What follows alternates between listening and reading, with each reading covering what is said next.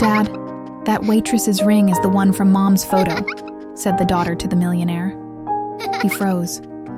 The crystal chandeliers of the silver lantern cast fractured golden light across mahogany tables, turning the Saturday night crowd into a shifting tableau of shadows and warmth. The hum of conversation mixed with the gentle clink of wine glasses and the occasional burst of laughter from the bar area. It was the kind of place where people came to celebrate. Anniversaries, promotions, reconnections. The kind of place where good things happened. Richard Sullivan wasn't celebrating anything. He sat at table 12, a corner spot with a view of the kitchen doors, watching his 6-year-old daughter Emily swing her legs beneath her chair. Her brown curls bounced with each movement, and her honey-colored eyes were fixed on the back of a menu where she was drawing what appeared to be a very enthusiastic purple dinosaur. "Daddy, do you think dinosaurs liked pizza?" Emily asked without looking up, her crayon moving in determined circles. Richard smiled despite the weight in his chest, the weight that never really left, even on good days. "I think they'd probably fight over the pepperoni," Emily giggled, and for a moment, the sound pushed back against the darkness that lived in the corners of his mind. She was his light now, after everything, after Grace, after Isabel, after 2 decades of a pain so deep it had nearly killed him. Emily was proof that he could still feel something other than loss. He was 50 now, gray creeping into his temples, lines etched around his eyes that hadn't been there in his 30s. People said he looked distinguished. What they meant was he looked tired. Tired of searching, tired of hoping, tired of the empty space at every family dinner where Isabel should have been. "Can I get the mac and cheese?" Emily asked, finally looking up. "You always get the mac and cheese, because it's the best." She said it with such conviction that Richard laughed, a real laugh this time. "Fair enough, mac and cheese it is." The waitress who approached their table looked like she'd been on her feet for 10 hours straight. She was young, early 20s maybe, with dark hair pulled back in a ponytail that had started to come loose. Her brown eyes had that faraway quality of someone working 3 jobs and going to school at night. The fabric of her uniform was worn but spotlessly clean, and her name tag read Lydia in simple block letters. "Good evening," she said, pulling out her notepad. Her voice was soft but steady. "Can I start you off with drinks? Or are you ready to order?" Richard was about to answer, when Emily's voice cut through the air like a knife. "Daddy, that ring." The little girl's hand shot out, pointing at the waitress's right hand. "It's the same as Mommy Grace's from the photo." Everything stopped. Richard's eyes locked onto Lydia's hand, and the world seemed to tilt sideways. There, catching the light from the chandelier above, was a ring he hadn't seen in 20 years. White gold, sapphire blue stone, tiny diamonds circling it like a constellation he'd designed himself 26 years ago. For Grace, the ring he'd sketched out on a napkin during their first anniversary dinner, then spent 3 months working with a jeweler to get exactly right. The ring Grace had worn until cancer took her at 26, leaving him a widower at 30 with a 2-year-old daughter who'd never really know her mother. The ring Isabel had been wearing as a pendant on a gold chain the day she disappeared. His wineglass hit the table hard enough that burgundy liquid sloshed over the rim, spreading across the white tablecloth like blood. "Where did you get that ring?" His voice came out wrong. Too loud, too sharp, almost aggressive. Other diners turned to look. Lydia stepped back instinctively, her hand moving to protect the ring. Sir, it was my mother's. I didn't steal it or anything. Who was your mother?" Richard was standing now, though he didn't remember deciding to stand. His heart was hammering so hard he could feel it in his throat. Elena Rivera." Lydia's voice shook. "She passed away 3 years ago. This ring is all I have left of her. Please, I didn't do anything wrong." Elena Rivera. The name hit him like a physical blow. Elena Rivera, the housekeeper who'd worked at the Sullivan mansion for 3 years. The woman who'd disappeared the exact same day 4-year-old Isabel vanished from their garden. The police had investigated her as the primary suspect, but without a body, without evidence, without any trace of either Elena or Isabel, the case had gone cold. Richard had always known, somewhere deep in his gut where truth lives before proof catches up, that Elena had taken his daughter. "How old are you?" The question came out barely above a whisper. 22. "Why are you... When's your birthday?" March 15th. But I don't see what... March 15th. Isabel's birthday. Richard's legs felt like they might give out. He gripped the edge of the table. Did Elena Rivera raise you from birth? Lydia shook her head, tears starting to form in her eyes.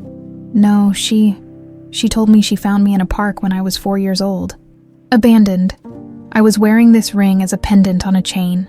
She said she tried to find my real parents, but nobody ever came forward. She kept me, raised me. She was all I ever had.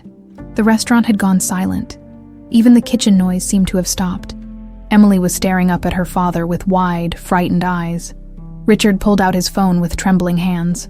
He scrolled through his photos, the ones he'd never been able to delete, no matter how much they hurt to look at. Baby Isabel. Isabel at 2. Sitting on Grace's hospital bed 3 days before Grace died. Isabel at 3. Laughing in the garden. He turned the phone toward Lydia. This is my daughter, Isabel Sullivan. She disappeared 20 years ago when she was 4 years old. From our home, where Elena Rivera worked as our housekeeper. Isabel was wearing that ring, the one on your finger right now, as a pendant on a gold chain. It was the only thing she had from her mother, Grace, who died when Isabel was 2. Lydia stared at the photos, then at the ring, then back at the photos. No, she whispered. No, that's not. Elena wouldn't. She loved me. She worked 3 jobs to put me through school. She was my mother. Look at the pictures. Richard's voice cracked. Really look. Lydia looked, and Richard watched as recognition slowly dawned on her face. The same almond-shaped eyes, the same dimple in the chin, the same way the nose turned up slightly at the end, even the way she twisted her lower lip when she was upset, exactly like Isabel used to do. Please, Richard said, and he was crying now, tears streaming down his face in the middle of this crowded restaurant, where he'd just been trying to have a normal dinner with his daughter. Please, just do a DNA test with me. I need to know. You need to know. Lydia stood frozen, the notepad still in her hand, her whole world visibly shattering behind her eyes. The manager appeared, concerned about the scene, but Richard barely noticed. All he could see was that ring. Grace's ring, Isabel's ring, catching the light like it had been waiting 20 years to be found. Okay, Lydia finally whispered. Okay, I'll do the test. And just like that, everything changed. The manager fired Lydia before she even left the dining room. I'm sorry, but you caused a scene, he said, already avoiding eye contact, already moving on to damage control with the other tables. This is a professional establishment. I'll mail your final check. Just like that, 3 months of double shifts, of aching feet and forced smiles, gone in 30 seconds. Lydia stood in the employee break room, staring at her locker, trying to remember how to breathe. The rent was due in 8 days. Tuition payment for nursing school was due in 12. She had maybe $400 in her checking account. And now, apparently, she might not even be Lydia Rivera. Her phone buzzed, an unknown number. She almost didn't answer. Miss Rivera, this is Richard Sullivan. I'm sorry about what happened at the restaurant.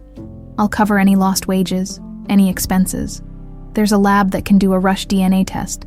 We can have the results in 3 days instead of 2 weeks. Please. I'll pay for everything. His voice sounded hollow, like he was calling from the bottom of a well. 3 days, Lydia heard herself say. 3 days, he confirmed. I'll text you the lab address tomorrow morning, if that's okay. Nothing was okay. Nothing would ever be okay again. Tomorrow, she agreed, and hung up. The apartment felt wrong when she got home. The same studio she'd lived in for 2 years. 30 square meters of carefully maintained survival suddenly looked like a stranger's life. She stared at the framed photo on her nightstand.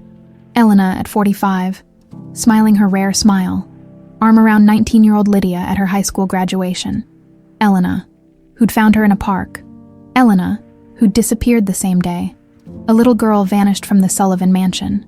Elena, who'd worked as their housekeeper. Lydia felt bile rise in her throat. She made it to the bathroom just in time. Richard didn't go home after the restaurant. He drove aimlessly through Los Angeles, past closed shops and late-night diners, until he finally pulled over in a grocery store parking lot and called his wife. Claire, something happened. He heard her sit up in bed, instantly awake the way doctors trained themselves to be. Are you okay? "Is Emily okay?" "Emily's fine. She's with me. She's asleep in the back seat." He looked in the rearview mirror at his daughter, curled up with her jacket as a pillow. "But I think, Claire, I think I found Isabel." Silence on the other end. Then, "What?" He told her everything. The ring, the waitress, Elena Rivera, the birth date, the photos. By the time he finished, his voice was shaking so badly he could barely get the words out. "Oh my God," Claire whispered. "Richard, oh my God, when will you know for sure?" 3 days. We're doing the test tomorrow morning. Come home. You need to sleep. You need to..." "I can't sleep." He pressed his palm against his eyes. "What if it's her? Claire, what if I lost 20 years with my daughter because I didn't protect her? What if..." "Stop, Richard, stop. You did everything humanly possible to find her. Everything. If this is Isabel, then it's a miracle. And if it's not, then it's a cruel coincidence. But either way, you can't fall apart before you even know." But he was already falling apart.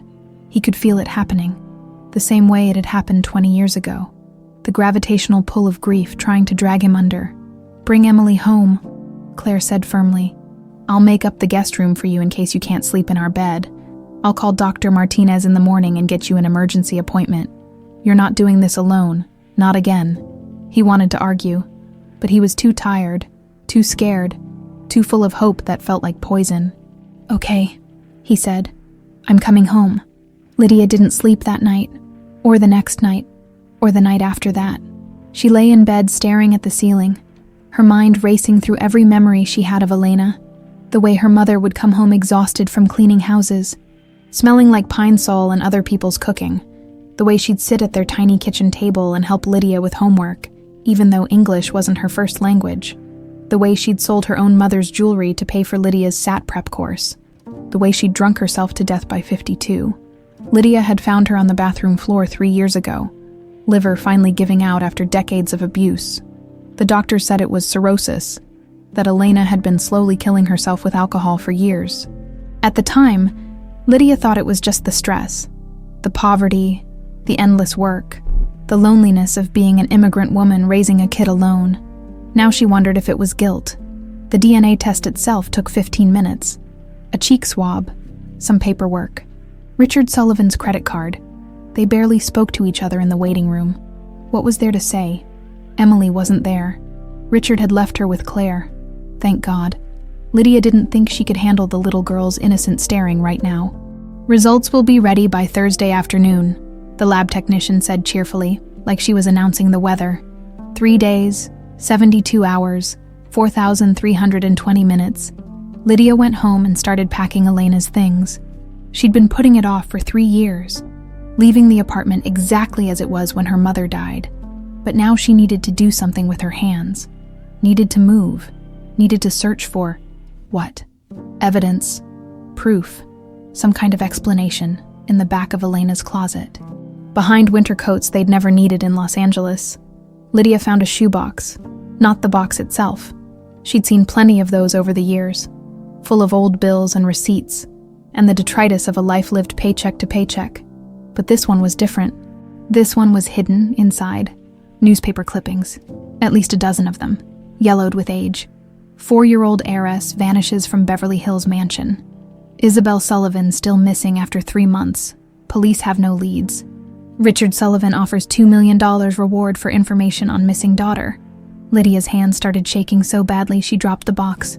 Clippings scattered across the floor like accusations. Elena had kept them for 18 years. She'd kept them. Lydia ran to the bathroom and threw up again. Richard spent those 3 days in a fog. He went to work but couldn't focus on anything.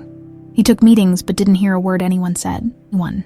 Claire practically force-fed him because he kept forgetting to eat. Emily asked him 12 times why he was so sad, and he couldn't figure out how to explain it in a way a 6-year-old would understand.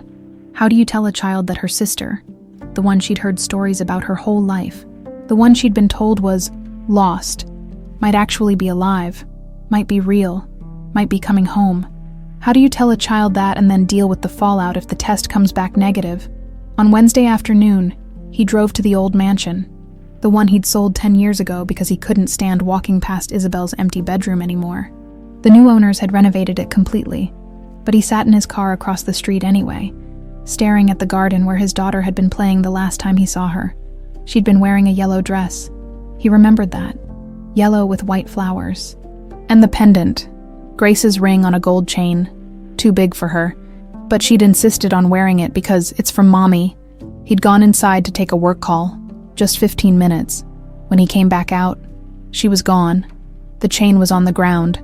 Broken. The ring was missing. 20 years ago. And he'd never stopped looking. Never stopped hoping. Never stopped hating himself for those 15 minutes. His phone rang. Claire. The lab called.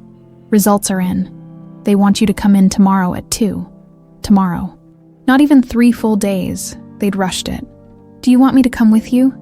Claire asked gently. No. I think I need to do this alone. Okay, but Richard, whatever happens tomorrow, you're not alone. You have me. You have Emily. You have a life here. Now remember that. He wanted to believe her. But all he could think about was Isabel's yellow dress and a broken chain, and 20 years of questions that might finally have answers. Thursday afternoon arrived like a death sentence. Lydia walked into the lab feeling like she was walking to her own execution.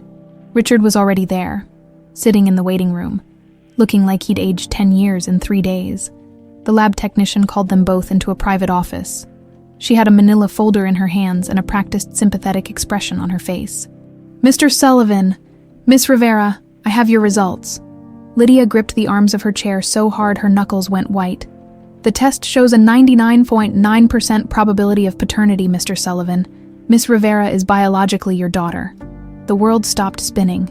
Lydia heard someone making a sound, a horrible, broken sound, and realized it was coming from her own throat. Richard was crying, openly sobbing, his face buried in his hands. The technician was saying something about counseling resources and legal next steps, but Lydia couldn't hear her over the roaring in her ears. She wasn't Lydia Rivera. She was Isabel Sullivan. Her whole life was a lie. Lydia couldn't remember leaving the lab. One moment she was sitting in that sterile office, staring at the manila folder that had just detonated her entire existence. And the next she was in her car in the parking lot with no memory of how she'd gotten there. 9.9% probability. The numbers kept flashing in her mind like a neon sign that wouldn't turn off. Her phone buzzed. Text from Richard. Please let me help. Whatever you need, I know this is... I can't imagine what you're feeling right now. What was she feeling? Terror, rage, grief, all of it and none of it simultaneously. She looked at herself in the rearview mirror. Same face she'd seen every morning for 22 years. Same dark eyes, same nose, same mouth. But now that face belonged to someone else. Someone named Isabel. Who the hell was Isabel? Lydia pressed her forehead against the steering wheel and screamed until her throat was raw. Richard made it home somehow. Though he had no business driving in his condition, his hands were shaking so badly he could barely grip the wheel. Claire was waiting in the driveway. Must have been watching for him. She had him in her arms before he even fully got out of the car. It's her, he choked out. Claire, it's her. It's Isabel. She's alive. She's been alive this whole time and Shh, come inside. Emily's at a play date. It's just us. She guided him into the house like he was made of glass, sat him down on the couch, pressed a glass of water into his hands that he couldn't hold steady enough to drink. 20 years, he whispered. 20 years she was right here in Los Angeles, working as a waitress, going to nursing school, living in some tiny apartment you didn't know. You couldn't have known. I should have looked harder.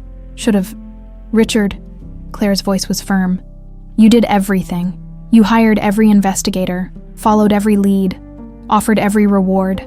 Elena covered her tracks perfectly. This isn't on you, but it felt like it was on him.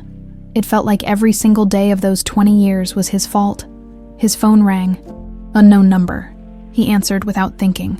Mr. Sullivan, this is Detective Marcus Chen, LAP.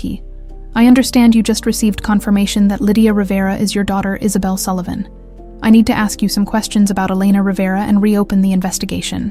When can you come in? The investigation, right? Because this wasn't just a miracle. It was a crime scene. Tomorrow, Richard heard himself say. I'll come in tomorrow. And Miss Rivera. We'll need to speak with her as well. Miss Rivera. Lydia. Isabel. Even the detective didn't know what to call her. This is a lot for her right now. Give her a few days. Mr. Sullivan, this is a criminal investigation. A few days, detective, please. A long pause. Okay, but we will need to speak with her soon. And Mr. Sullivan, I'm glad your daughter's alive. I really am. But you should prepare yourself. This is going to get complicated. As if it wasn't already, Lydia sat in her apartment for 3 hours before she could move. When she finally did, it was to walk to the bathroom mirror and stare at her reflection, like it might explain something. The detective had called her too, left a voicemail. Miss Rivera, we need to discuss Elena Rivera and the events of March 2003, 20 years ago, when a 4-year-old girl named Isabel disappeared, and a woman named Elena Rivera became a mother. Lydia's phone buzzed again. Different number. A reporter, somehow already knowing the story. Miss Rivera, I'm with the Lay Times. Can we talk about what it's like to discover you were kidnapped as a child? Then another and another. 3 news outlets in 10 minutes. How did they know already? Someone at the lab. The police. She turned her phone off and slid down the bathroom wall until she was sitting on the cold tile floor. Elena. Mama. The woman who'd raised her, who'd packed her lunches and braided her hair and worked herself to exhaustion so Lydia could have textbooks and a winter coat and a future. That woman had stolen her. Lydia thought about every bedtime story Elena had told her. About being found in a park. Abandoned. With nobody looking for her. You were wearing a pretty necklace, Elena used to say. I kept it safe for you until you were old enough. The ring. Grace's ring. Isabel's ring. Not a found treasure. Evidence. Lydia threw up in the toilet for what felt like the 100th time in 3 days. By Friday morning, the story had leaked everywhere. Lydia woke up to her phone, turned back on in a moment of weakness, exploding with notifications. Her Facebook, Instagram, even her LinkedIn were flooded with messages, friend requests, interview offers, missing heiress found serving tables, Sullivan family miracle, kidnapped daughter alive after 20 years, housekeeper stole child, raised her as own. Lydia pulled her curtains closed, but she could hear voices outside when she peeked through a crack. She saw news vans, reporters with cameras, people on her doorstep. She was trapped in her own apartment. Her phone rang. Richard. She almost didn't answer. But what choice did she have? Don't go outside, he said immediately. The press is everywhere. I'm sending a car to pick you up. You can stay here, at my house. Our house. You'll be safe here. We have a gate. Security. I can't. The words came out strangled. I can't go to your house. I don't know you. Silence on the other end. Then quietly, I know. I'm sorry. I'm pushing too hard. But Lydia, Isabel, you need to get out of there. The reporters won't leave. They'll camp out for days. Let me at least move you to a hotel, somewhere quiet, please. She wanted to say no, wanted to tell him to leave her alone, that she needed space, that this was all too much. But he was right. She couldn't stay here. A hotel. She finally agreed. Not your house. A hotel. Okay, there's a place in Santa Monica, right on the beach. Quiet. They're used to handling privacy for clients. I'll book you a suite. Send a car in an hour. Okay. Lydia. He paused. I know I'm a stranger to you. I know I can't even imagine what you're going through, but you're not alone. You don't have to be alone. She hung up without responding because she didn't know what to say. She was alone. She'd been alone her whole life. Really. Elena had been there physically, but emotionally. Her mother had been drowning in something Lydia never understood. Now she understood. Guilt. Elena had been drowning in guilt. The hotel suite was beautiful. Floor-to-ceiling windows overlooking the Pacific. A king bed with more pillows than necessary. A bathroom bigger than Lydia's entire apartment. It should have been relaxing. Instead, it felt like a luxury prison. Claire showed up that evening with bags of groceries and a kind smile that didn't quite reach her eyes. I thought you might not feel like going out for food, and hotel room service gets old fast. They stood awkwardly in the kitchenette while Claire unpacked fresh fruit, bread, cheese, some pre-made salads. Richard wanted to come. Claire said carefully. I told him to give you space. He's not great at space. He's been looking for you for 20 years. Now that he's found you, every instinct is telling him to never let you out of his sight. But I told him that's not what you need right now. Thank you, Lydia whispered. Claire turned to face her. Can I ask you something? You don't have to answer. Lydia nodded. What do you want to be called? Lydia. Isabel. Something else. Because everyone keeps saying both and it's clearly making things worse. What did she want to be called? The question hit harder than expected. I don't know, Lydia admitted. Lydia is the only name I've ever known. But it was a lie. Elena gave me her mother's name, like I was some kind of replacement. Isabel was stolen from me before I could even know who she was. So who am I supposed to be? You're whoever you decide to be, Claire said gently. Nobody can tell you that. Not Richard, not the police, not the media, just you. For the first time since the lab results, Lydia felt something other than panic. Not peace, exactly, but maybe the faintest possibility of it, somewhere far in the future. I need time, she said, to figure that out. Of course you do. Take all the time you need. But even as Claire said it, they both knew time was a luxury Lydia didn't have. The police wanted statements. Lawyers were already calling about estate issues, inheritance, legal identity restoration. Richard wanted his daughter back. The media wanted a story. Everyone wanted something from her.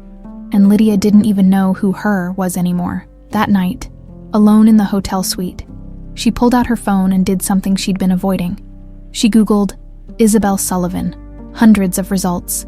Photos of a smiling toddler with curly hair. Articles about the investigation. Her father's desperate pleas for information. The $2 million reward that was never claimed. She clicked on a video from 2005, 2 years after the disappearance. Richard Sullivan, younger but already broken-looking, standing at a press conference. Isabel, if you can hear this, if anyone has you, please know that your daddy loves you. I will never stop looking. I will find you, I promise. But he hadn't found her, not for 20 years. And now that he had, the little girl he'd been searching for didn't exist anymore. Lydia closed the laptop and cried until there were no tears left. 2 months after the lab results, Lydia still couldn't decide what to call herself. The therapist. Doctor. Sarah Kwan, recommended by Claire, said that was normal. Identity reformation after trauma takes time. There's no timeline. You'll know when you know. 3 sessions a week. Monday, Wednesday, Friday. Lydia showed up to every single one, mostly because the alternative was lying in her hotel room staring at the ceiling and wondering if she was losing her mind. Tell me about this week, Dr. Kwan said, settling into her chair with her ever-present notepad. Richard came by on Saturday, brought more photo albums. Lydia, she still thought of herself as Lydia, couldn't quite make the leap to Isabel yet, twisted the sapphire ring on her finger. She'd stopped taking it off. Pictures of Grace, of me as a baby. He tells these stories like I should remember them, but I don't. It's like he's talking about someone else's life. How does that make you feel? Guilty. Like I'm failing some test I didn't know I was taking. She looked up. He lost 20 years with his daughter, and now he has me. But I'm not her. I'm not that little girl in the yellow dress who loved finger painting and called him Papa. I'm just someone who happens to share her DNA. You are her. You're just also someone else. Both things can be true. Could they? Lydia wasn't sure, but she was trying. Richard had learned to move slowly. No more showing up unannounced. No more desperate phone calls at midnight. No more pushing for her to move into the mansion. Claire had sat him down after the first week and given it to him straight. You're going to lose her again if you don't back off. She needs space to figure out who she is. You can't force it. So now he came once a week, Saturday afternoons. Always asked permission first. Always left when she seemed tired. Always brought something small. Photos. A book he thought she might like. Once a ridiculous stuffed elephant. Because Emily insisted Isabel needed something soft to hug. This Saturday, he brought a box of Grace's jewelry. I thought you might want to see it, he said, sitting in the hotel suite's living area. Careful not to get too close. Not to keep necessarily, just to know her a little. Lydia opened the box carefully. A pearl necklace, simple gold earrings, A charm bracelet with tiny dangling pieces. A book, a stethoscope, a musical note. She wanted to be a doctor, Richard said quietly. She made it through med school, did her residency. That's where I met her. I came in for a broken wrist after a stupid skiing accident, and she was the resident who said it. She had terrible handwriting on the prescription pad. I told her she fit the doctor stereotype perfectly. Lydia picked up the charm bracelet, letting it catch the light. What's the book for? She loved to read, always had a novel in her purse. The musical note was because she played piano, though she said she was terrible at it. She wasn't.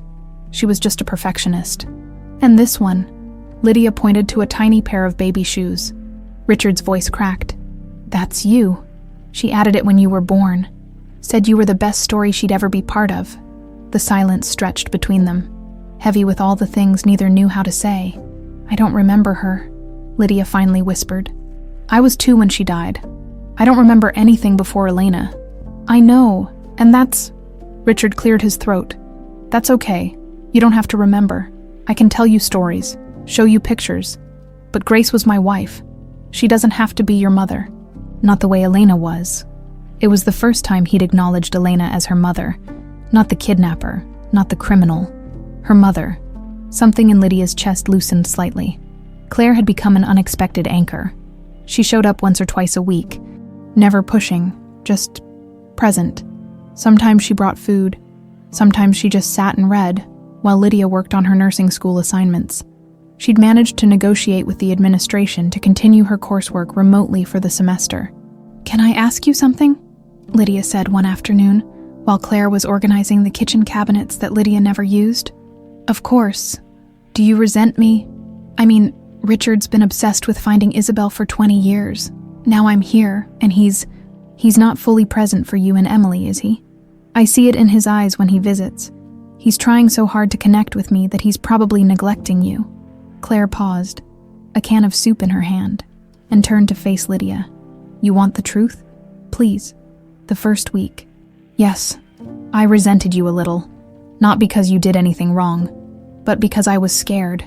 Scared Richard would disappear into his obsession again. Scared Emily would get lost in all of this.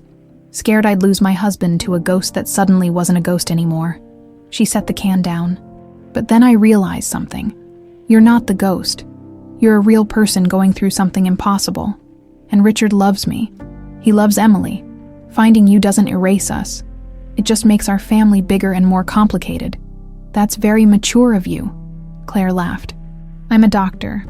I deal with life and death and impossible situations every day.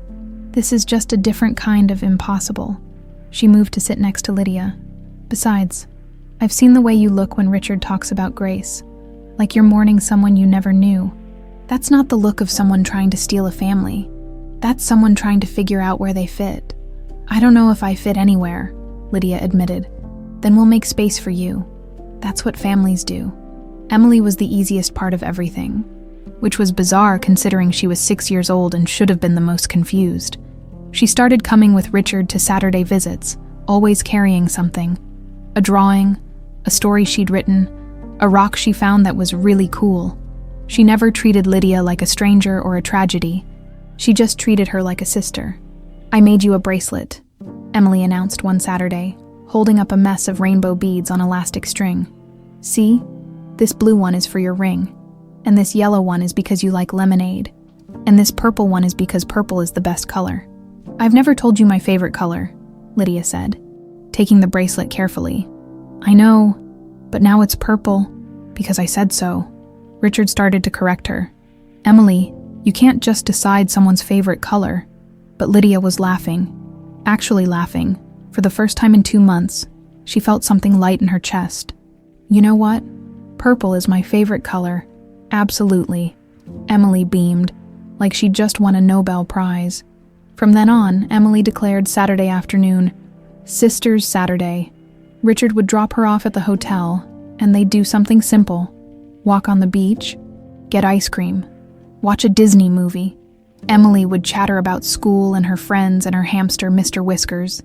And Lydia would listen, grateful for conversation that didn't revolve around DNA tests and dead mothers and stolen childhoods. Do you think, Mr. Whiskers would like a friend, Emily asked one afternoon while they were building a sandcastle. Maybe. Do hamsters like friends? I don't know. But everybody needs friends. Even hamsters, even you. Lydia looked at this tiny human with sand in her hair and juice stains on her shirt, and felt something shift. Yeah, even me. Good, because you're my friend. And also my sister. So you're a sister friend.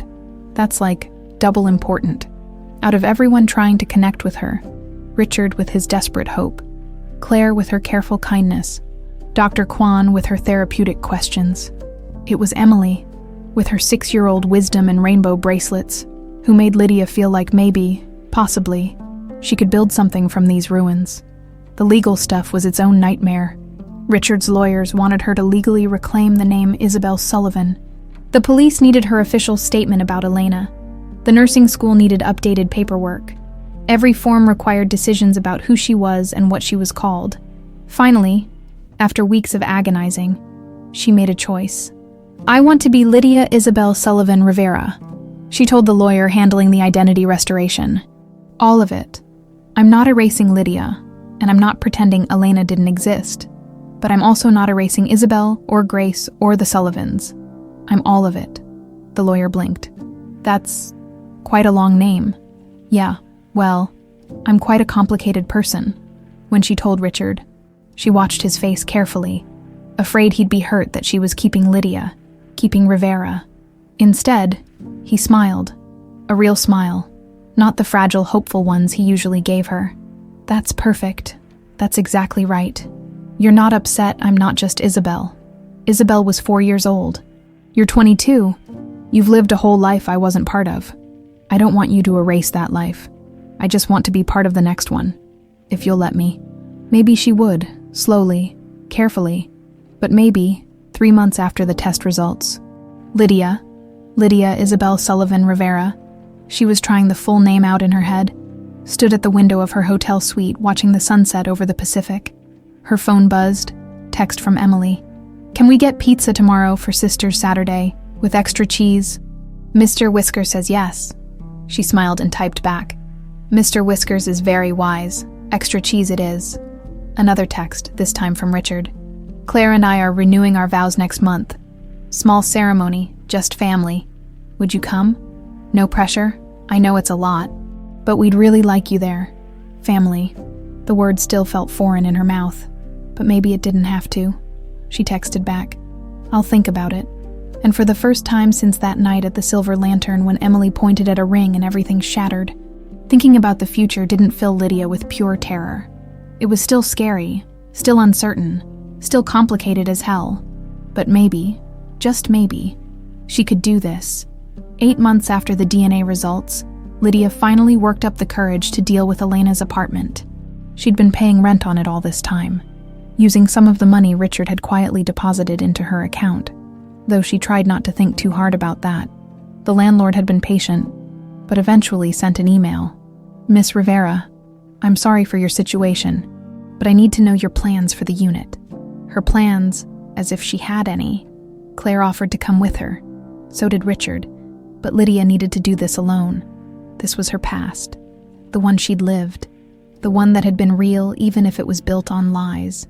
Nobody else could face it for her. The apartment looked exactly as Elena had left it 3 years ago. Lydia had cleaned out the perishables after her mother died, had sorted through enough to arrange the funeral, but then she'd locked the door and tried to pretend it didn't exist. Now she stood in the doorway, breathing in the stale air that still somehow smelled like Elena's cheap perfume and the ever-present scent of alcohol that had soaked into the furniture over the years. Okay, she said to the empty room. Let's do this. She started with the easy stuff.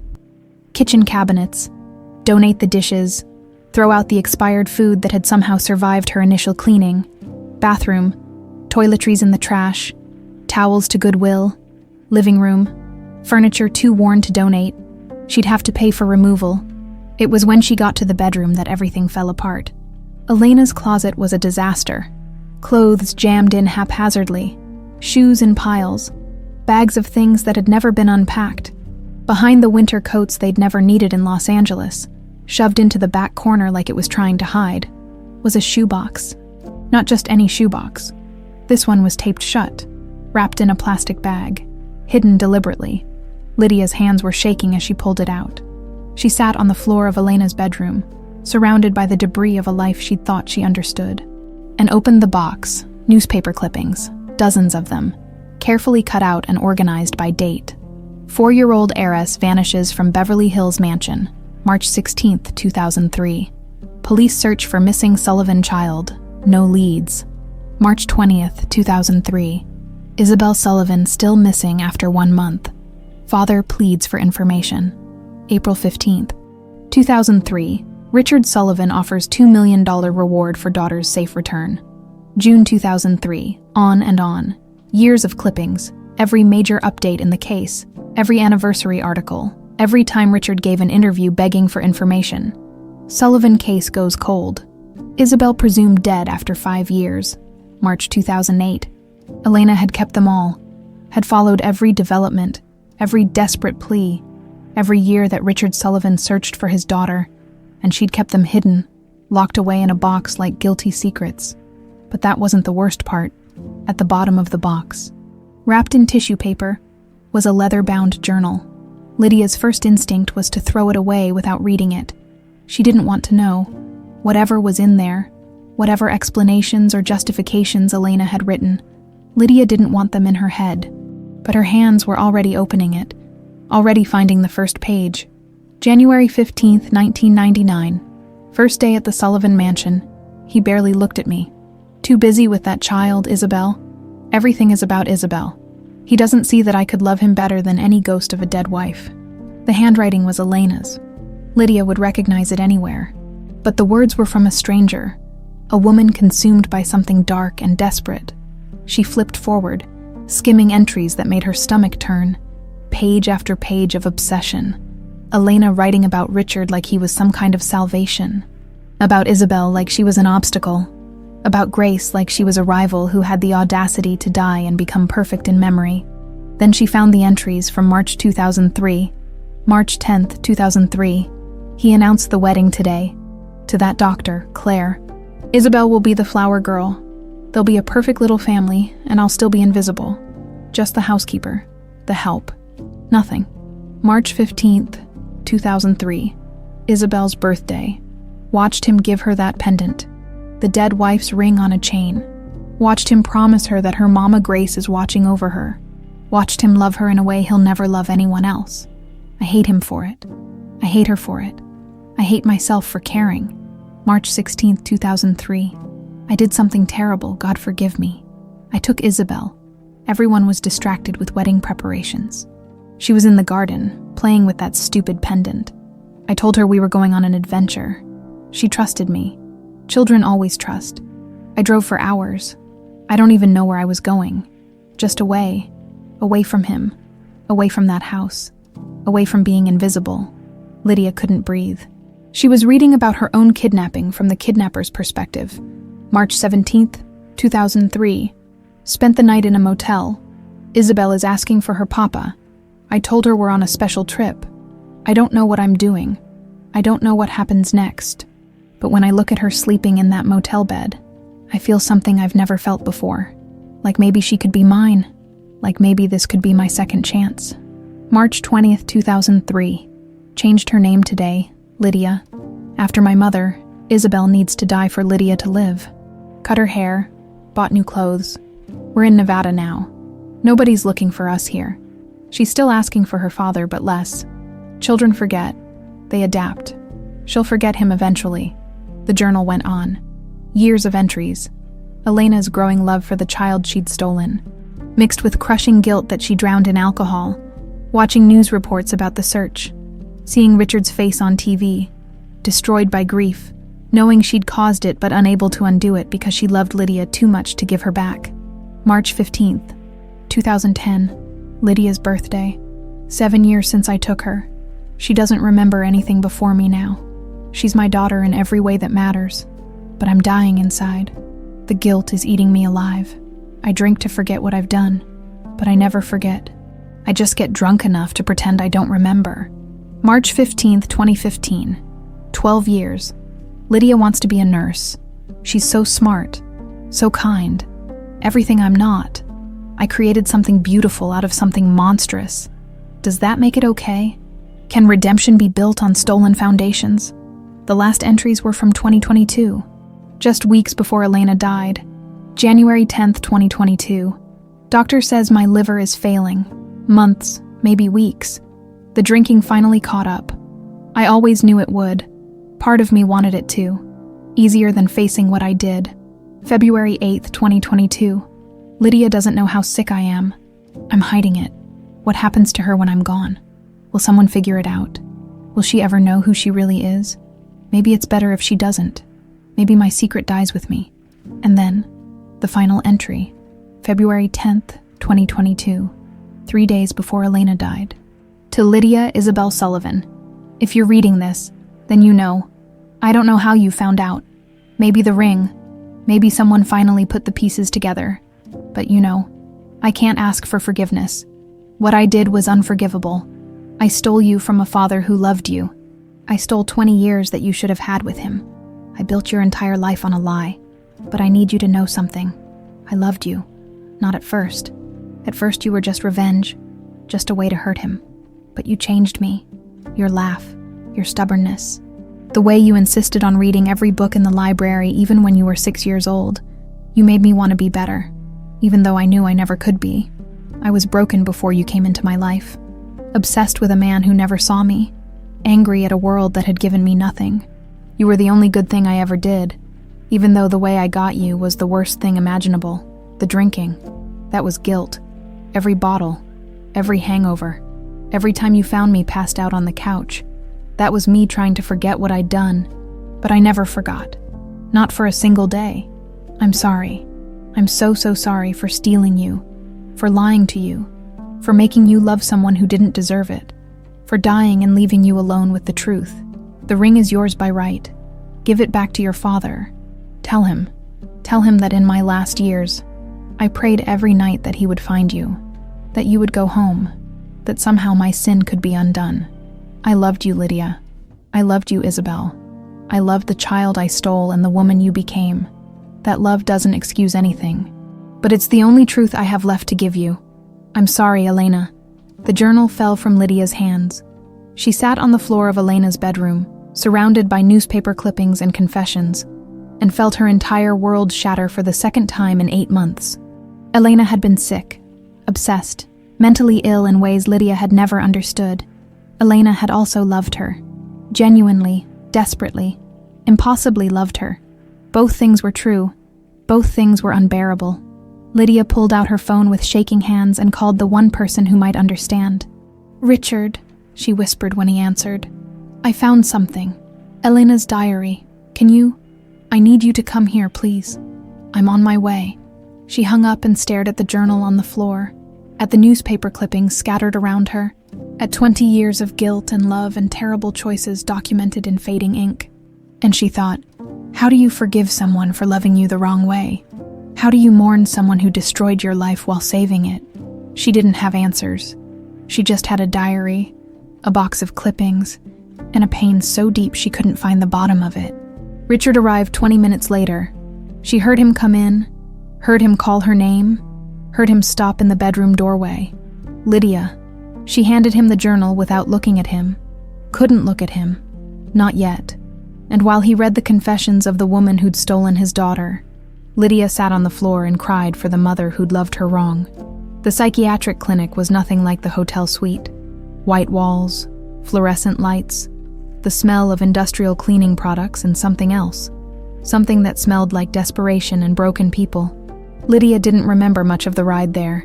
Just Richard's voice on the phone, calm but terrified. She's not responding. She read the diary and now she won't move. Won't talk, Claire. I think we need to take her to the hospital. She remembered Claire appearing, taking her pulse, shining a light in her eyes, remembered words like catatonic state and psychological break, and we need to get her stabilized. Then nothing until she woke up here, in a room with a bed bolted to the floor, and windows that didn't open, and a door that locked from the outside. A nurse came in. Young guy, kind eyes, name tag that said Marcus. "Hey there, You're at Hillside Psychiatric. You've been here about 8 hours. Do you know why you're here? Did she? The diary. Elena's confessions. The impossible weight of loving someone who'd committed an unforgivable crime. The realization that her entire existence was built on obsession and theft and mental illness. I tried to swallow the ring, she heard herself say. Voice flat, disconnected. Didn't I? Marcus nodded slowly. Your father stopped you. You're safe now. But we need to keep you here for a little while, okay? Make sure you're not going to hurt yourself. Hurt herself. Was that what she'd been doing? She couldn't remember trying to swallow the ring, but her throat hurt, and there were bruises on her wrists where someone, Richard, Claire, had held her down. How long? She asked.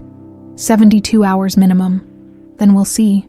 72 hours in a locked room because she couldn't process that her kidnapper had loved her, because she couldn't reconcile monster and mother, because her brain had just stopped working.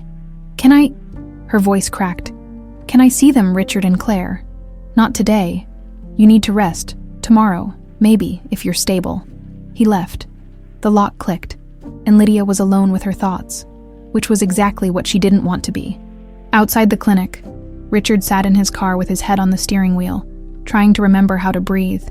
He'd almost lost her again. Not to a kidnapping this time, but to grief.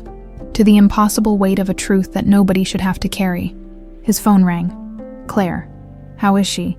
They're keeping her for observation. At least 3 days. He squeezed his eyes shut. She tried to swallow the ring. Claire. Grace's ring. Like she wanted it to kill her the way it killed everyone else. That's the trauma talking. She'll get through this. Will she? What if finding her was worse than losing her?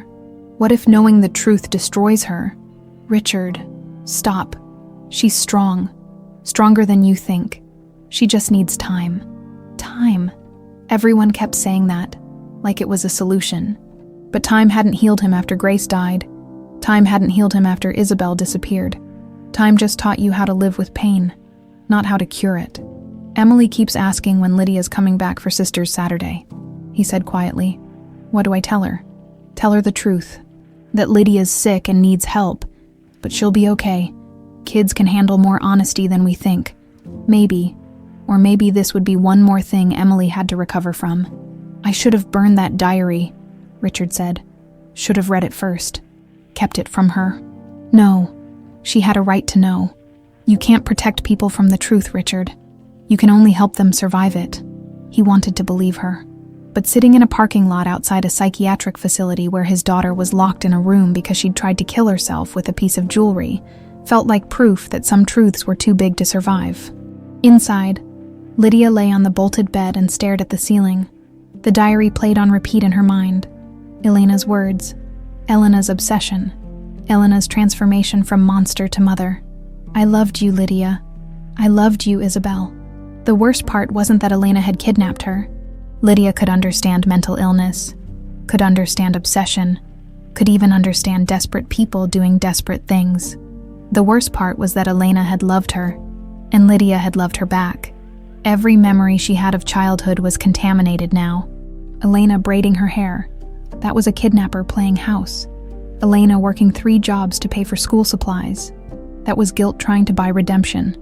Elena's rare smile when Lydia got an A on a test. That was a sick woman living out a fantasy. But it had also been real. The love had been real, even if everything else was a lie. How do you mourn someone who gave you everything while taking everything away? A therapist came in around dinner time. Dr. Patricia Coleman. Middle-aged black woman with gray streaks in her hair and eyes that had seen too much. I'm not here to fix you, she said, sitting in the plastic chair beside Lydia's bed. I'm here to make sure you don't hurt yourself while your brain processes something impossible. You with me? Lydia nodded. Good, so tell me. Why the ring? Why try to swallow it? Because it's cursed, Lydia said. It sounded crazy, but it was true. Everyone who touches it gets destroyed. Grace wore it and died. I wore it and got kidnapped. Elena kept it and drank herself to death. Richard's been chasing it for 20 years and it's eaten his life. It's cursed. Or, Doctor, Coleman said gently, it's just a ring, and bad things happened around it because bad things happen, not because of jewelry, but because people make choices. Elena's choices, not yours, not the rings. She loved me. Lydia's voice broke. I read what she wrote. She was sick and obsessed, and she did something unforgivable. But she loved me, and I loved her. I mourned her. I cried at her funeral. What does that make me? Human. It makes you human. I should hate her. Everyone expects me to hate her. Do you? Did she? Lydia didn't know anymore. She hated what Elena had done. Hated the lies, the theft, the 20 years stolen from Richard. But Elena herself, the woman who'd sung lullabies in Spanish and made terrible pancakes and cried during sad movies. I don't know how to hate someone who was my whole world, Lydia whispered. Even if they shouldn't have been. Then don't. Hate the action, not the person. Love the mother. Condemn the crime. Both things can be true. Everyone kept saying that. Both things can be true. But how do you live with that? How do you build a life on contradictions? I don't want to be here, Lydia said. In this room, in this situation, in this life where everything is complicated and nothing makes sense. I know, but you are here, and you have a choice.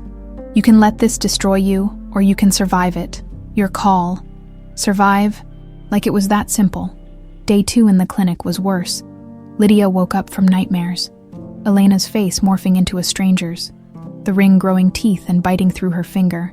Richard's voice calling for Isabel while Lydia stood invisible. They let Claire visit in the afternoon. Hey, Claire said, sitting in the visitor's chair, maintaining careful distance. How are you feeling? Like I'm losing my mind. You're not. You're processing trauma. There's a difference. Lydia almost laughed. Is there? Claire leaned forward. Listen to me. What Elena did was unforgivable. What she felt for you was real. Both things are true, and you're allowed to feel however you feel about that. Confused, angry, sad, all of it, but you're not allowed to destroy yourself over it. You understand me? Why do you care? Lydia asked. Not hostile, genuinely curious. I'm not your daughter. I'm not your responsibility. I'm just this complicated mess that walked into your life and made everything harder. You're Richard's daughter. You're Emily's sister. That makes you family, and we don't give up on family, even when they're complicated. Claire's voice softened, especially when they're complicated. I tried to kill myself with a ring, Lydia said flatly. That's not complicated. That's crazy. No, that's trauma. And trauma is treatable. You're going to be okay, Lydia. I promise. But Lydia wasn't sure she believed in promises anymore. Day 3. They let Richard visit. He looked terrible. Unshaven, eyes bloodshot, shirt wrinkled like he'd slept in it. Probably had. I'm sorry, Lydia said before he could speak. For scaring you, for... Don't. Richard's voice was firm. Don't apologize for being human. Don't apologize for breaking under impossible weight. Just tell me you're going to be okay. I don't know if I am. Then tell me you're going to try. That's all I need. Just try. Lydia looked at this man, her biological father, this stranger who'd been searching for her for 20 years, who'd read Elena's diary and cried over the woman who'd destroyed him. Why don't you hate her? She asked. Elena, after what she did to you, why don't you hate her? Richard was quiet for a long time. I did, for years. I hated her more than I thought it was possible to hate another human being. But then I read that diary, and I saw she was sick, broken, and she loved you. She kept you alive, kept you safe, gave you a life, a stolen life, but a life. How can I hate someone who loved my daughter when I couldn't? She stole me because you didn't love her. She stole you because she was mentally ill and obsessed and made a terrible choice. That's on her, not me, not you, her. The words settled something in Lydia's chest. Not healing exactly, but maybe the beginning of it. I'm gonna try, she said finally. To be okay, I'm going to try. Richard smiled, sad but real. That's all I ask. They released her on day 4. With prescriptions and therapy referrals and warnings about crisis hotlines, Lydia walked out of Hillside Psychiatric into bright California sunshine that hurt her eyes. Richard and Claire waited by the car. Emily wasn't there. Probably better that way. Ready, Claire asked. Was she ready to face a life built on contradictions? Ready to mourn a mother who was also a criminal? Ready to build a relationship with a father she didn't remember? No, but she was going to try anyway. Yeah, Lydia said. Let's go home. And for the first time, she didn't specify which home she meant. The apartment felt different when Lydia returned from the clinic. Still the same hotel suite in Santa Monica, still the same ocean view. But somehow the air felt lighter. Or maybe she just felt lighter after hitting rock bottom and discovering she could still climb. Doctor. Kwan scheduled daily sessions for the first week. Intensive outpatient, she called it. We need to make sure you're stable before we can start processing the deeper trauma. I read my kidnapper's love letter to me and tried to kill myself with jewelry, Lydia said during their first session back. How much deeper does trauma get? You'd be surprised. But we're not going there yet, right now. We're just keeping you alive. One day at a time. One day at a time. Everyone kept saying that. Like life was something you could only handle in 24-hour increments, maybe it was, Richard called every morning. Not to push, not to demand anything, just to check in. How'd you sleep? Nightmares. But I slept. That's good. That's progress. Progress. Such a small word for such an exhausting process. He didn't visit as often now. Claire had explained it to her one afternoon. He's terrified that his presence makes things worse, that you look at him and see everything you lost, so he's giving you space, even though it's killing him. Tell him to come, Lydia said. I need to try, to build something, even if I don't know what. So Richard came back to Saturday visits. But they were different now, quieter, more honest.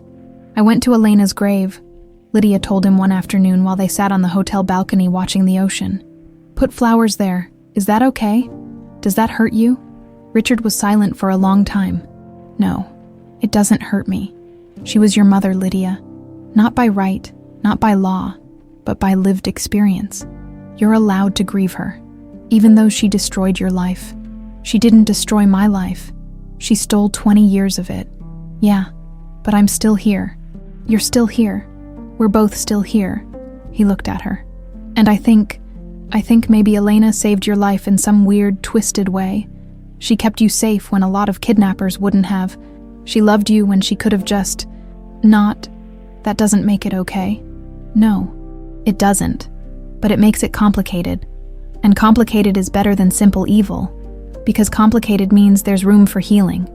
Lydia looked at the ring on her finger. Still there?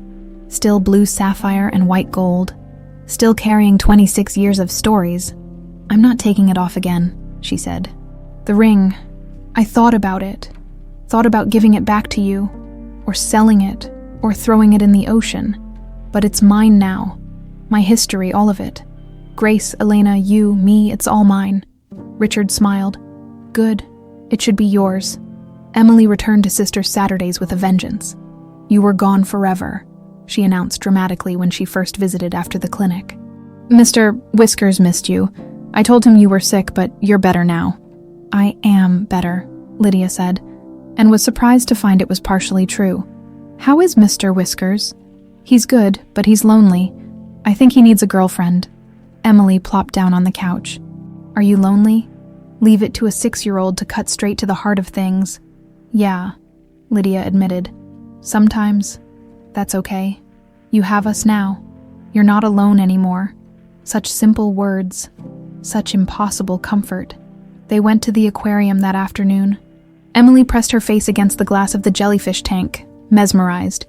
They're so pretty. Do you think they know they're pretty? I don't think jellyfish think about much. Lucky them. Emily turned around.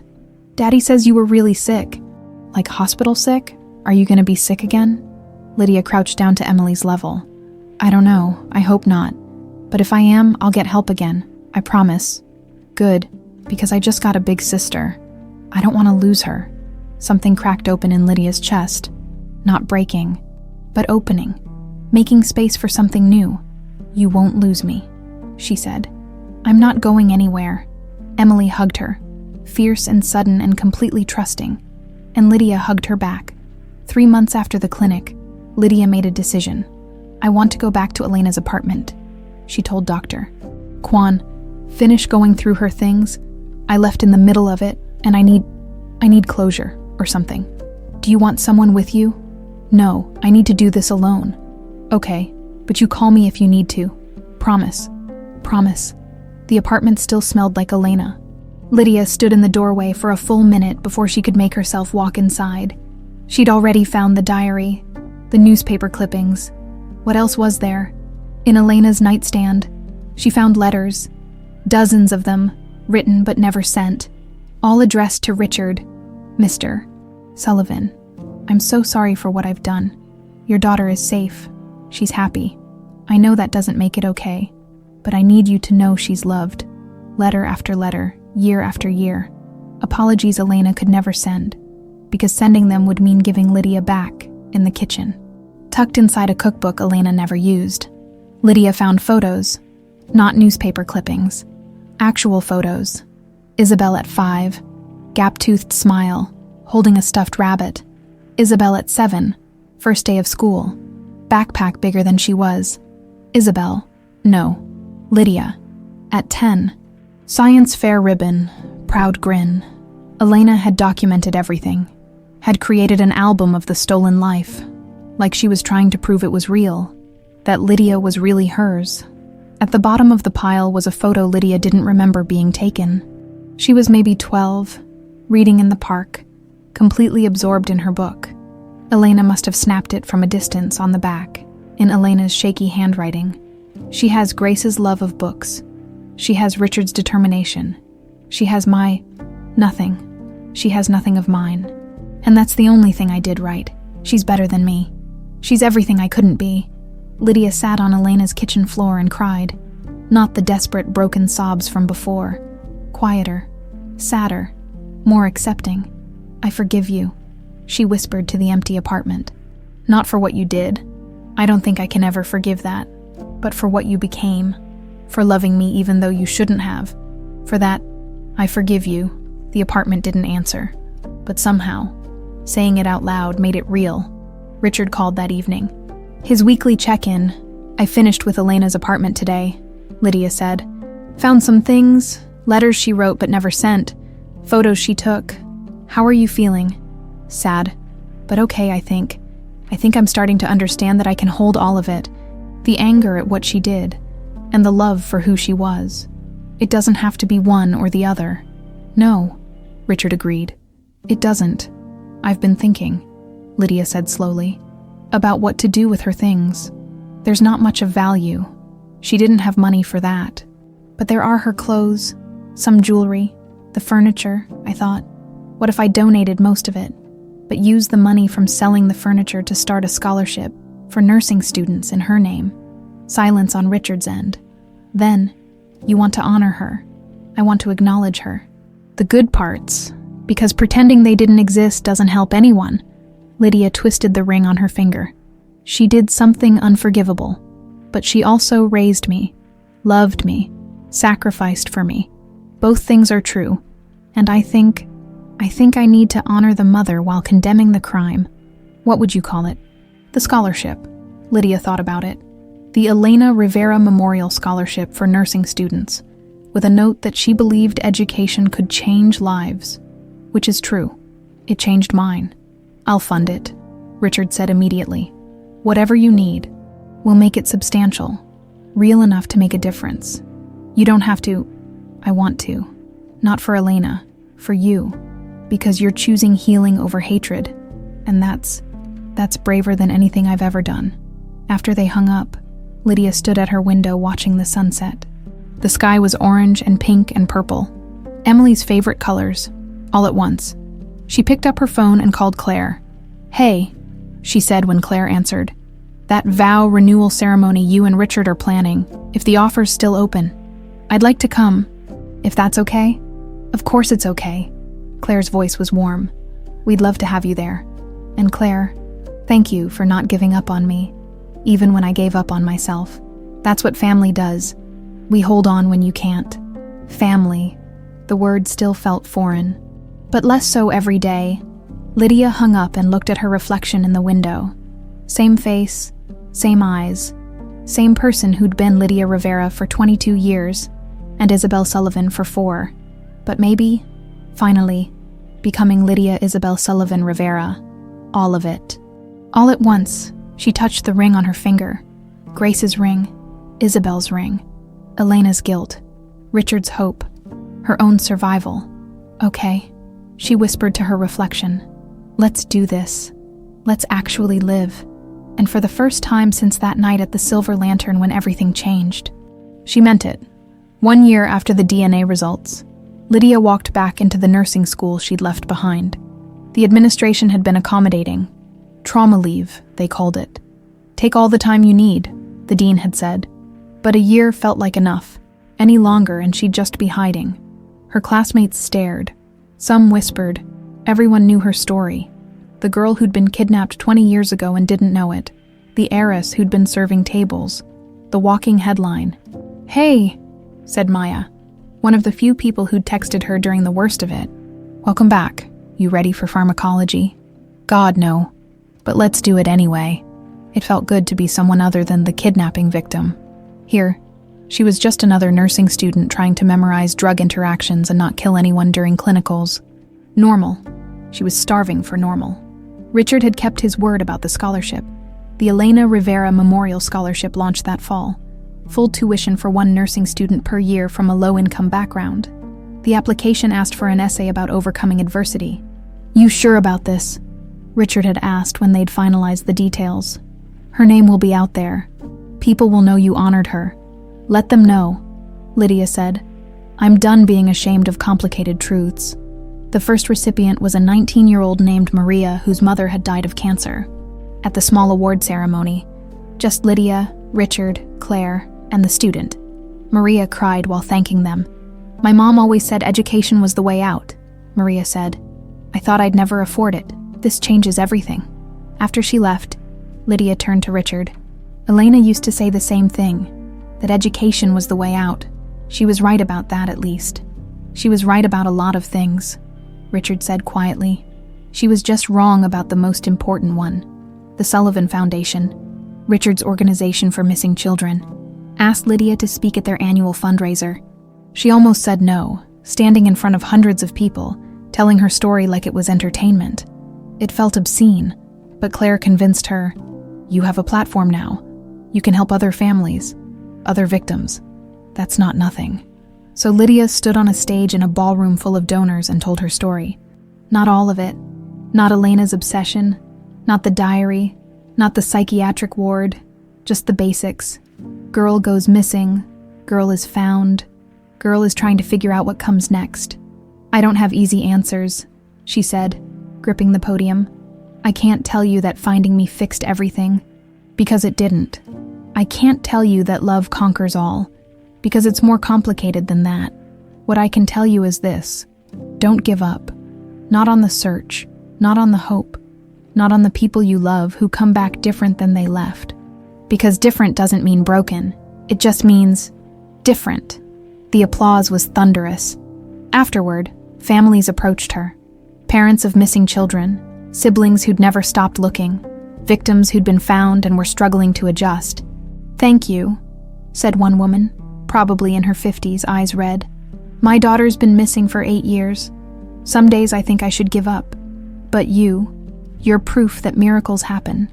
Lydia wanted to tell her that miracles came with costs, that finding her daughter might mean discovering uncomfortable truths, that happy endings were messier than people thought.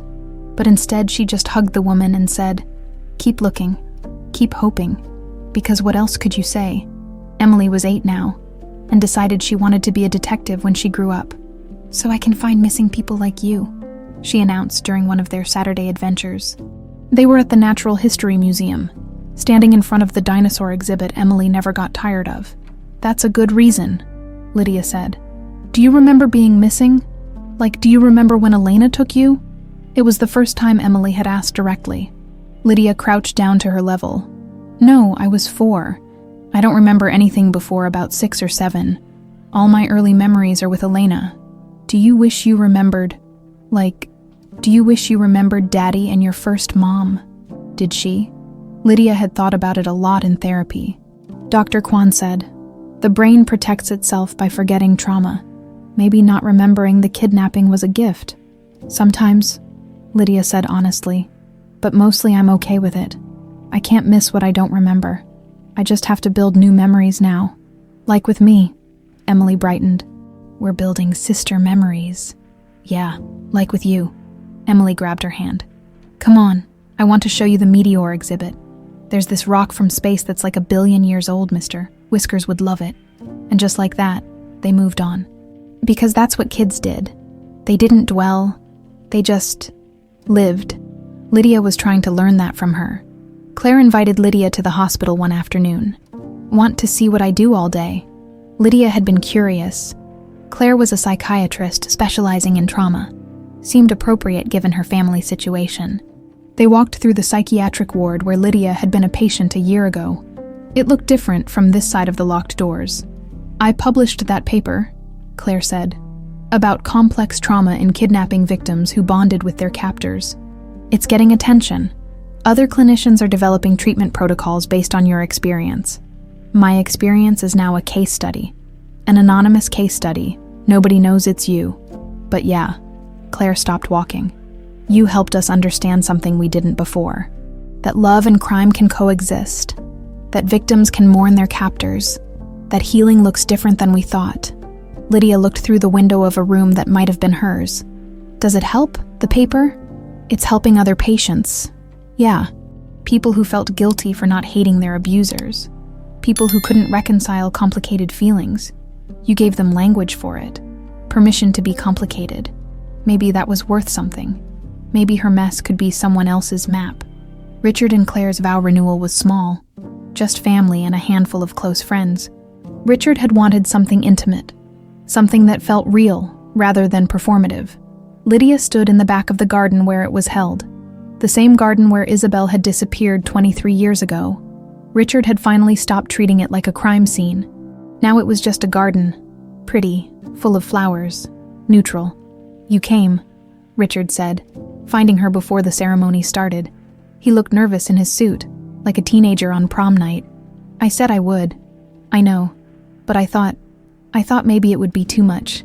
This place, these memories. I don't have those memories. Lydia reminded him gently. This is just a garden to me. A place where something bad happened a long time ago, but also a place where you and Claire are choosing each other again. Both things can be true. Richard smiled. You're starting to sound like your therapist. Good. I'm paying her enough. The ceremony was simple. Claire wore a cream dress. Richard cried through his vows. Emily was flower girl and took the job very seriously, making sure every petal was perfectly placed. When they got to the part about family, Richard looked at Lydia. We're grateful for the family we built together, he said, and for the family we got back, for second chances, for complicated blessings, for love that survives impossible things. Something warm settled in Lydia's chest. Not quite belonging. She wasn't there yet, but maybe the possibility of it. At the reception, Claire pulled her aside. I'm glad you're here.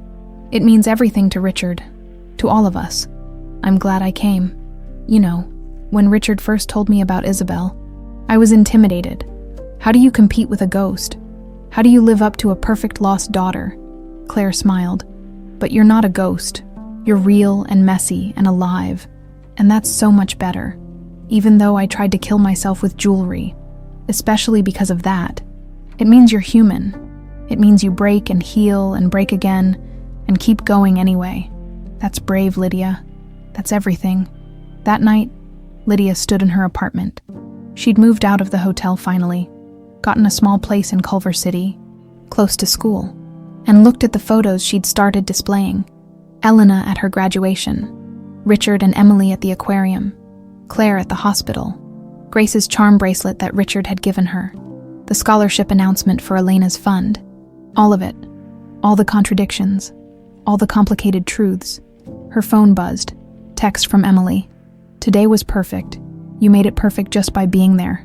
Love you, big sister. Big sister. The title still felt new, but was starting to fit. Lydia looked at the ring on her finger. Grace's love, Elena's guilt, Richard's hope, Isabel's past, Lydia's present. We're doing okay, she told the ring. All of us. We're actually doing okay. And in the reflection of her window, she smiled. Almost 2 years after the DNA test, Lydia sat in the Sullivan mansion for the first time voluntarily, not visiting, not passing through, actually sitting in the living room with a cup of coffee like she belonged there. "This is weird," she said to Richard, who was reading the newspaper in his armchair. A Saturday morning ritual he'd apparently had for decades. "What's weird?" "This. Being here. Feeling almost comfortable." Richard lowered the paper, smiling. "Good weird or bad weird?" "Good weird, I think." She looked around the room. High ceilings, expensive furniture, family photos on the mantel. One of them was new, from Claire's vow renewal. All of them together, Richard, Claire, Emily, and Lydia, an actual family photo. "We can take it down if it makes you uncomfortable," Richard said, following her gaze. "No, leave it.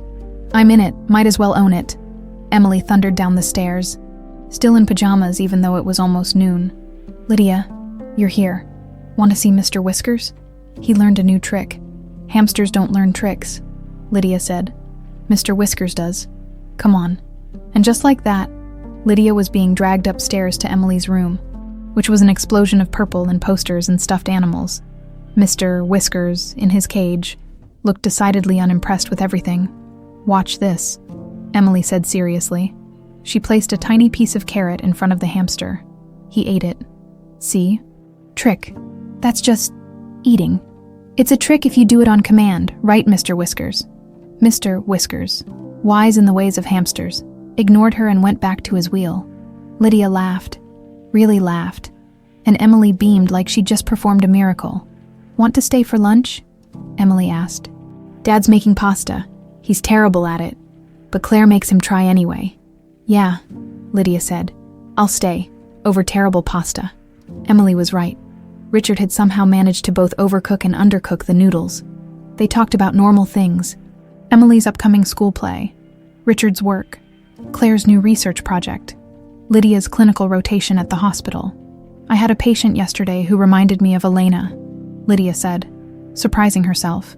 She didn't usually bring Elena up at family dinners. Older woman, alone, struggling with alcohol. I kept thinking, that could have been Elena in another timeline. If she'd gotten help, if she'd made different choices. "Did you tell her that?" Claire asked gently. "No, but I spent extra time with her, made sure she had resources, social services, meetings, therapy options. She probably won't use them. Most don't, but I tried. That's all you can do," Richard said. "Try, bear witness, care." Elena used to say that, Lydia said quietly, that caring was the most important thing a nurse could do. "You can't always heal," she'd say, "but you can always care." The table was quiet for a moment. "She would have been proud of you," Richard said finally, "for finishing school, for becoming a nurse, for turning her complicated legacy into something good." Lydia twisted the ring on her finger, a habit now when she was thinking, "I've been meaning to talk to you about something. About this ring." Richard tensed slightly. "What about it?" I want to stop thinking of it as cursed, as this object that destroyed everyone, because it's not. It's just a ring, a really beautiful ring that Grace wore because you loved her, that Isabel wore because it connected her to her mom, that I wear because it's mine now. All the history, all the pain, all the love, it's all mine. What are you saying?" Lydia took a breath. "I'm saying I want to change what it means. Grace loved it because it represented your future together. Elena kept it because it represented her guilt. You've been chasing it because it represented hope. I want it to represent something different. Survival, resilience. The fact that we're all still here despite everything," Emily piped up. "That's deep." "Lydia? Thank you, Emily. You're welcome. Can I have more garlic bread?" The moment broke, and they laughed, and the conversation moved on. But Richard caught Lydia's eye across the table and nodded. He understood. The following week, Lydia did something she'd been avoiding. She went to Grace's grave. She'd been to Elena's grave multiple times, put flowers there, talked to the headstone like it could hear her. But Grace was different. Grace was the mother she should have had, the one stolen from her by cancer and then by time. The grave was well maintained. Richard clearly visited often. Fresh flowers, Clean headstone. Grace Marie Sullivan, beloved wife and mother, 1977-2003. Her love remains. Lydia knelt in the grass, feeling awkward. What do you say to a dead woman you never knew? Hi, she started. I'm Isabel. I'm Lydia. I'm both. It's complicated. She laughed at herself. You probably know all this already. If there's an afterlife and you're watching, this must be the weirdest reality show ever. Richard talks about you a lot. Says you wanted to be a doctor, that you played terrible piano but loved it anyway, that you read constantly. I got that from you.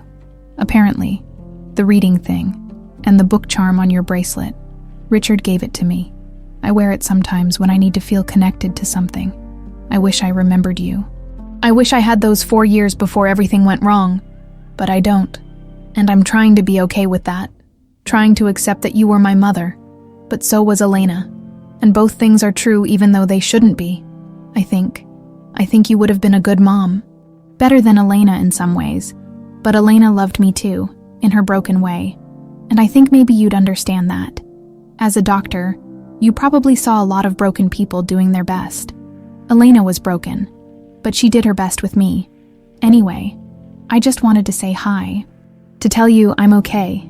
Your ring is still beautiful, still means something. And your husband, he's good. He's really good. He never gave up on me. So you picked well there. I'll come back sometime, if that's okay. She stood up, brushed grass off her knees, and felt lighter somehow.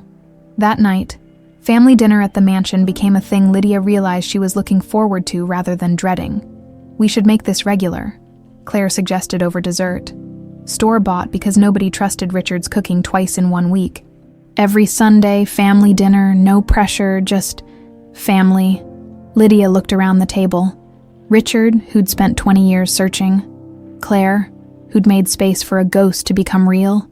Emily, who'd simply accepted a sister without question. Yeah, Lydia said. Every Sunday, I'm in. Emily cheered. Does that mean you're officially part of the family now? I think, Lydia said slowly. I've been part of the family for a while. I just had to figure out how to accept it. After dinner, while Claire and Emily loaded the dishwasher with questionable efficiency, Richard pulled Lydia aside. I have something for you. He handed her a small box. Inside was a gold chain. Delicate, simple, expensive, I thought. Richard said, if you ever wanted to wear the ring as a pendant again, like you did when you were 4, you could, not to recreate the past, just to have options. Sometimes a ring, sometimes a necklace. Whatever feels right. Lydia felt tears prick her eyes. You kept the broken chain from when I was taken. I kept everything, every piece of evidence, every possible clue, including the chain that was found in the garden. But this is new, a different chain, a different meaning. She unclasped the ring from her finger and threaded it onto the chain. Richard helped her fasten it around her neck. The sapphire rested against her chest, right over her heart. How does it feel? He asked. Like coming home, she said. Finally. Later, standing on the mansion's back porch overlooking the garden where Isabel had disappeared 23 years ago, Lydia touched the ring at her throat. Grace's love, Isabel's innocence, Elena's complicated devotion, Richard's persistence, her own survival, all of it, woven together into something that wasn't tragedy anymore. Just history, just life. Ready to go? Richard asked, coming outside. Actually, Lydia said, can I stay tonight? In the guest room? I have an early clinical tomorrow, and it's closer to the hospital from here. Richard's face lit up. Of course, always. This is your home too, Lydia, whenever you want it to be. I know, she said. I finally know. And under the stars of Los Angeles, in the garden where everything had fallen apart, Lydia felt something she hadn't felt in 2 years of chaos and revelation and reconstruction. Peace, not perfect, not complete, but real. And maybe that was enough. March 15th, 2 years after the DNA test.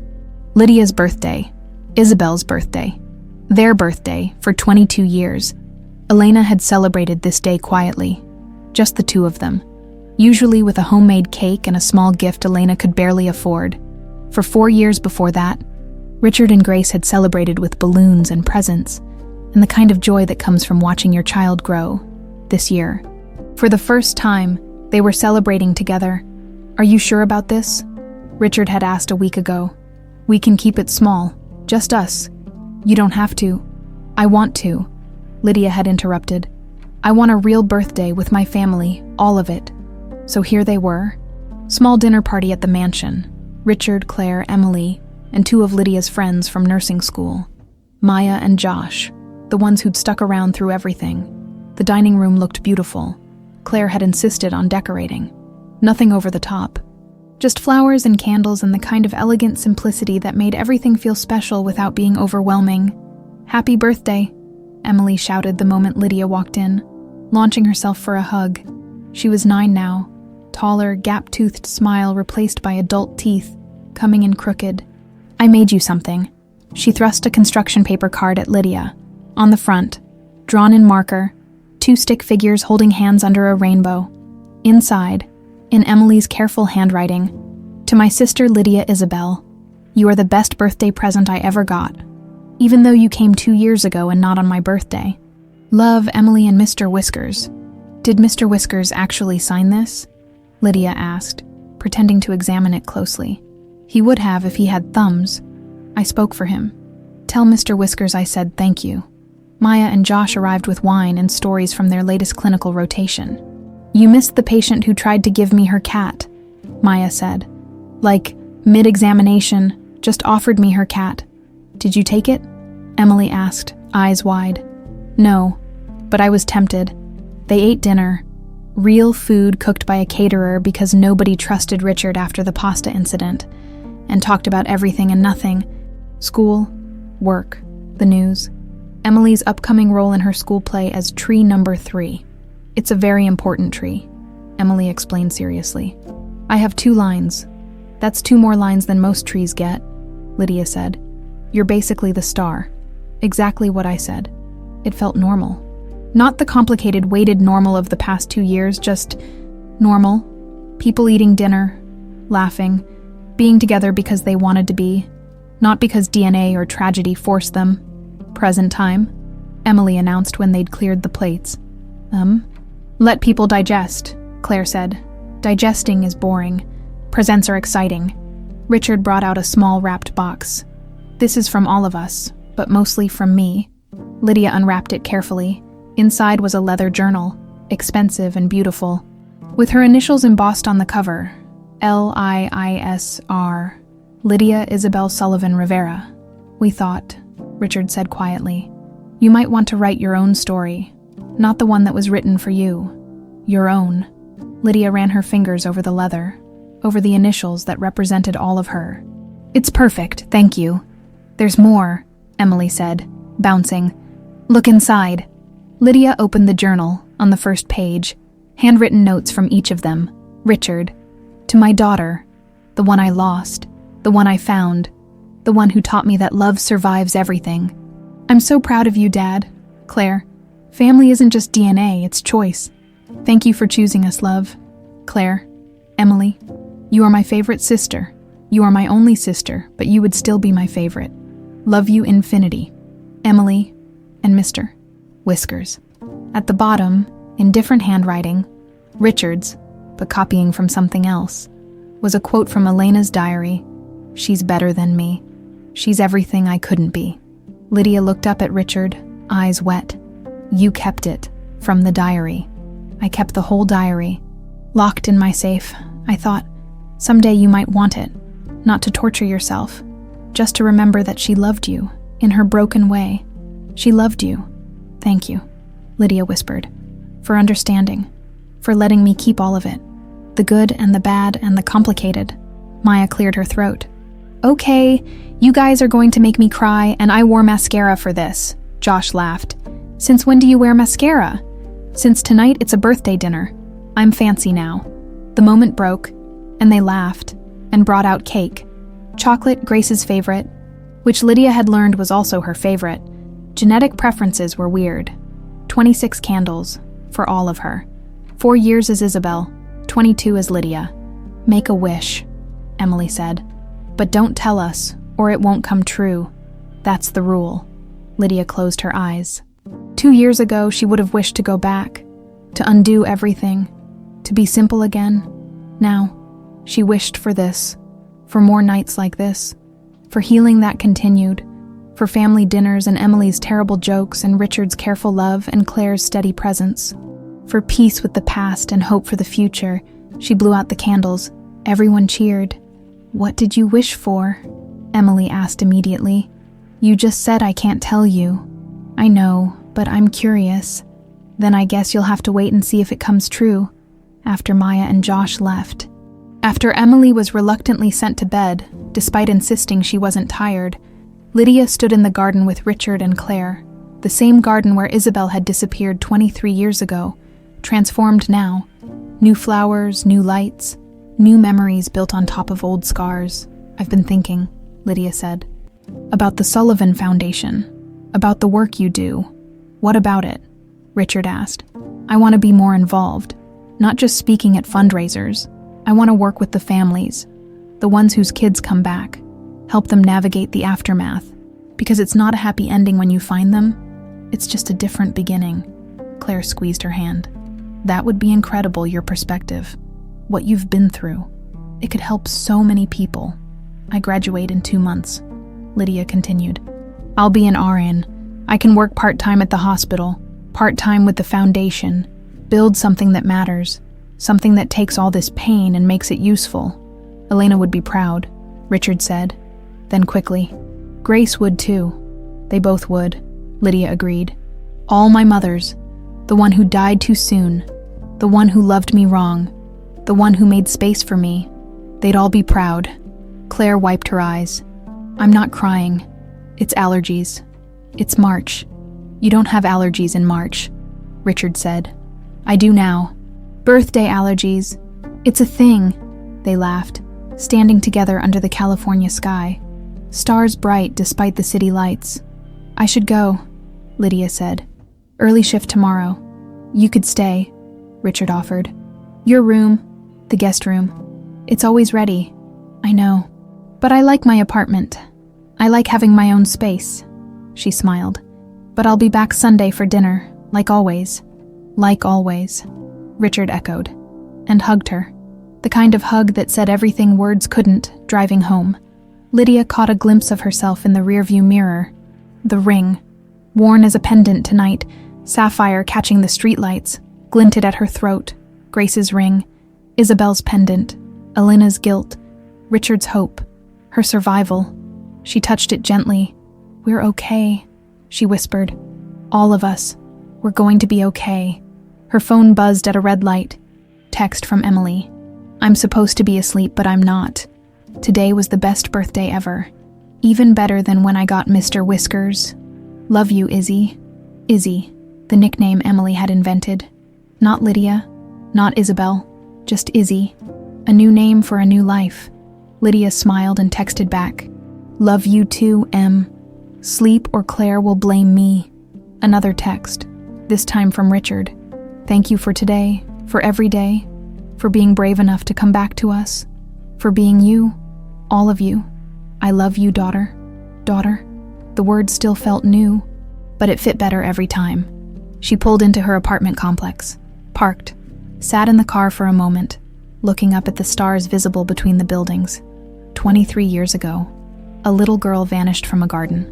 20 years ago, that girl became someone else. 2 years ago, the truth exploded everything. And now Lydia Isabel Sullivan Rivera walked into her apartment, set down her purse, placed the birthday journal on her nightstand, and looked at her reflection in the mirror. Same face, same eyes, same person who'd survived impossible things. She unclasped the ring from its chain, slid it onto her finger where it belonged. The sapphire caught the light, blue and bright and beautiful. "Thank you," she whispered. To Grace, to Elena, to Richard, to everyone who'd loved her in their broken, perfect ways. "Thank you for making me who I am." And then she did something she hadn't done in years. She opened the new journal to the first blank page after the birthday messages, picked up a pen, and wrote, "My name is Lydia Isabel Sullivan Rivera. This is my story. Not the story that was written for me, but the one I'm choosing to write. And it starts now. Outside, the Los Angeles sky stretched infinite and full of stars. Inside, a woman who'd been lost and found and lost and found again was finally, impossibly, home. Not because she'd arrived somewhere, but because she'd learned that home wasn't a place. It was a choice, and she chose this. All of it. The complicated, messy, beautiful truth of it. She chose to live.